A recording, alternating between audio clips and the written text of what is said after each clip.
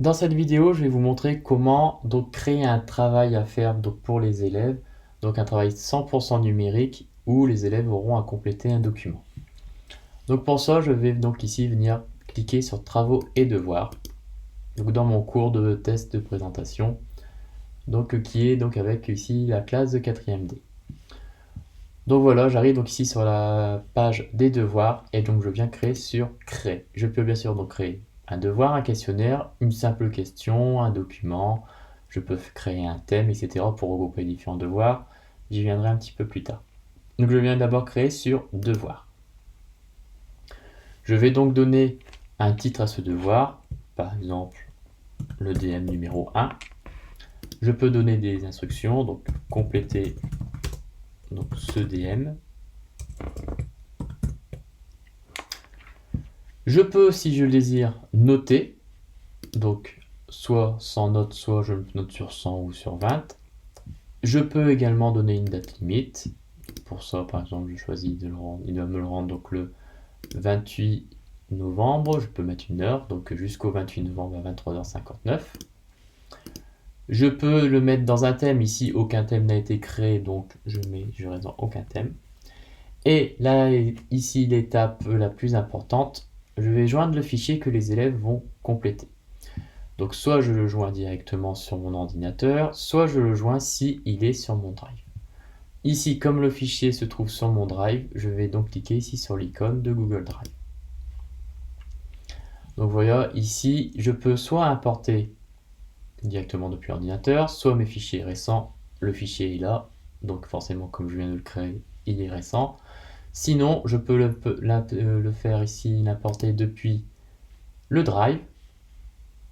Il est ici, ou mon drive partagé. Je vous rappelle que j'étais partagé donc avec le drive de mathématiques, je peux bien sûr aller le chercher à l'intérieur. Ici, les fichiers suivis, il n'y en a aucun. Donc je reviens dans mon drive et donc j'ai ici un fichier Google Doc à compléter. Je le sélectionne et j'ajoute.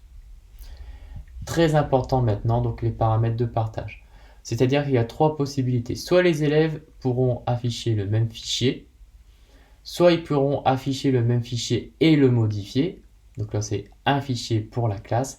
Soit chaque élève disposera d'une copie qui lui sera propre.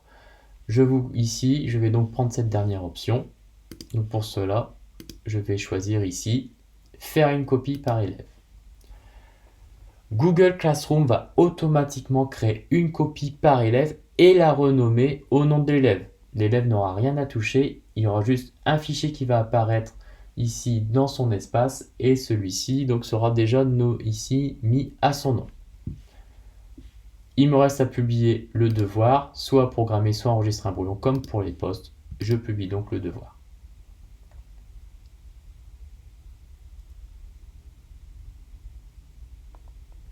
Voilà, le pouvoir a été créé.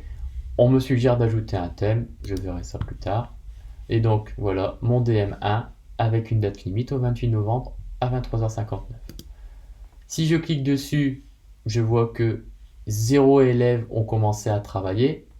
Forcément, aucun élève n'a pour l'instant donc choisi à rejoindre mon cours. Et donc du coup, 0 élève me l'a remis. Si j'applique, je revois donc ici ma consigne, compléter ce devoir, et avec le fichier à compléter. Je peux donc aller ici maintenant cliquer sur afficher le devoir. Donc comme vous voyez, aucun élève n'a rejoint le groupe, donc ici je ne vois rien. Je reviendrai dans une vidéo un petit peu plus tard pour vous montrer ce qui se passe quand un élève a reçu le devoir et comment va-t-il faire pour donc ici le remettre.